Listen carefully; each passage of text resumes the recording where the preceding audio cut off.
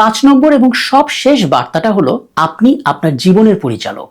সবচেয়ে গুরুত্বপূর্ণ বিষয় হলো 11টা 11 ঘড়িতে বাজতে দেখলে বুঝবেন এটা আপনাকে মনে করিয়ে দিচ্ছে আপনি আপনার জীবনের চূড়ান্ত সিদ্ধান্ত গ্রহণকারী।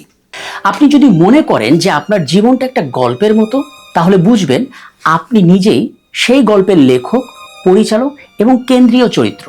যদি আপনার বর্তমান জীবনটা আপনার প্রত্যাশা মতো না হয়, তাহলে এখনই নতুন গল্প লেখার সময় চলে এসছে। আপনি যদি আপনার বর্তমান পরিস্থিতির কোনো পরিবর্তন চান, তাহলে শুরুতেই আপনার চিন্তা ভাবনার পরিবর্তনটা ঘটিয়ে ফেলতে হবে, অর্থাৎ আপনার পয়েন্ট অফ ভিউ বা আপনার দৃষ্টিভঙ্গির পরিবর্তনটা ঘটাতে হবে।